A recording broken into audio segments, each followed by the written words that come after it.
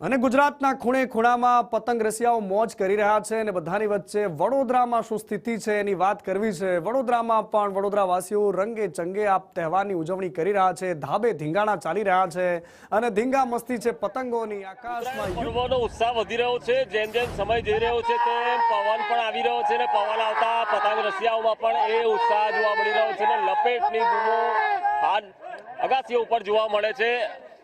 જે રીતે હવે ધીમે ધીમે પવન આવી રહ્યો છે, ઉત્સાહ કેટલો વધી રહ્યો છે? ખૂબ ઉત્સાહ રહ્યો છે।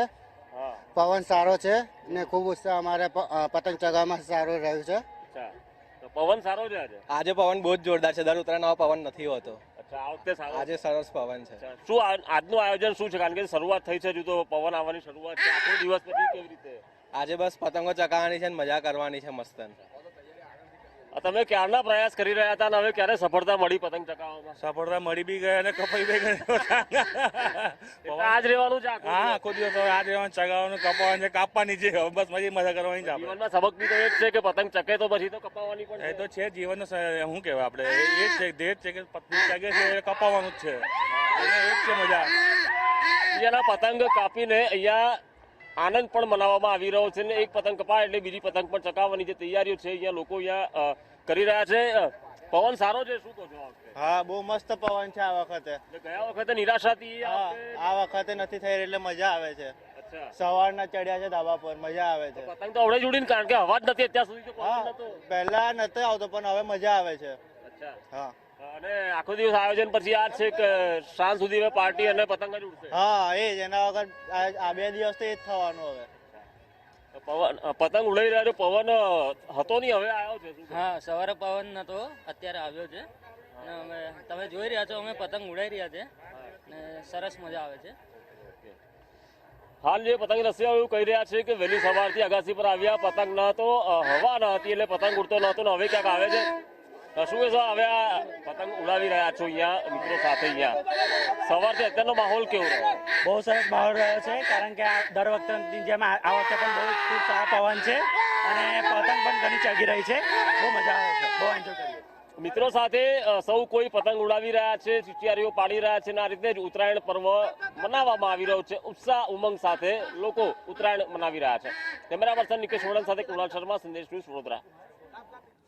સાનુકૂળ પતંગ અને સાનુકૂળ વાતાવરણ, ધાબા પર પતંગોના ઢગલા, લાંબી લાંબી ફિરકીઓ અને ફિરકી પકડનારા માણસો, આ બધાની વચ્ચે ટેરેસ પર જામતી ઊંધિયા પાર્ટી, જલેબી, ચીક્કી, શેરડીનો રસ અને આ બધાની વચ્ચે જે મોજ છે એ અલગ છે। ગુજરાતને આખા દેશથી અલગ બનાવે છે, આખા દુનિયાથી અલગ બનાવે છે આવા તહેવારો। કારણ કે આ મોજ માત્ર ગુજરાતમાં જ મળે તમને, કારણ કે ધરતીના કોઈ પણ છેડે તમે જતા રહો, પરંતુ ઉત્તરાયણની જે અસલી મજા છે એ ગુજરાત જેવી દુનિયાના કોઈ પણ ખૂણે ના આવે। સ્વાભાવિક છે, કારણ કે આની ધરતીમાં ખુશ્બુ છે આ પતંગની અને આ પતંગની મોજ છે। ભલે ચાહે બોલિવૂડના હોય, હોલિવૂડના હોય, સેલિબ્રિટી હોય કે પછી બિઝનેસમેન હોય, નેતા હોય, સૌ કોઈ જે દુનિયાના કોઈ પણ દેશમાં રહે છે આજના દિવસે ચોક્કસથી ગુજરાતને યાદ કરે છે। એનું કારણ એ છે કે ગુજરાતના લોકોમાં તહેવાર ઘોળી ઘોળીને ભરેલો છે, ઉજવણી ઘોળી ઘોળીને ભરેલી છે અને જ્યારે તહેવાર હોય, કોઈ પણ ઉત્સવ હોય ને પગ થિરકતા ન હોય તે ગુજરાતી ન હોય, પરંતુ પતંગ રસિયાઓ પણ ધાબા પર જે મોજ કરી રહ્યા છે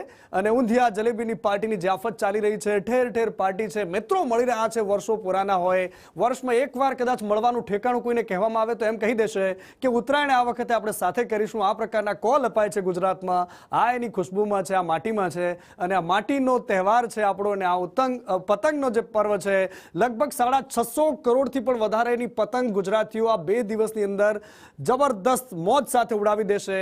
આ ગુજરાતની ઇકોનોમીને પણ કેવી રીતે મૂવ ઓન કરે છે એ પણ આ બતાવે છે કે કેવી રીતે પતંગ, જે ગુજરાતનું પતંગનું માર્કેટ છે એ લગભગ 650 કરોડની આસપાસનું છે। એ બતાવે છે કે કેટલો ઉત્સાહ લોકોમાં છે, કેવી રીતે પતંગ ચગાવવાની ખુશી ગુજરાતીઓમાં છે।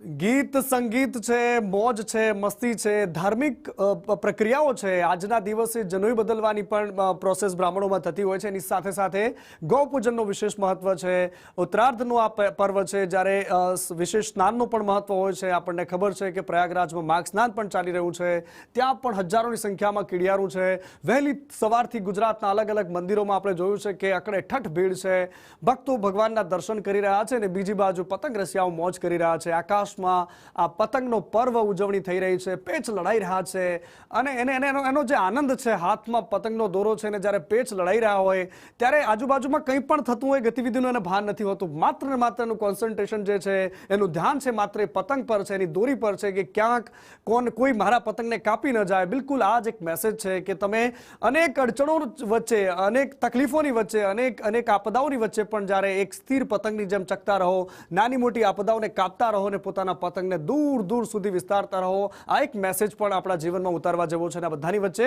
કીર્તિદાન ગઢવી સાથે મારા સહયોગી હિના રાજગોર છે, એમની સાથે સીધા જવું છે. હિના,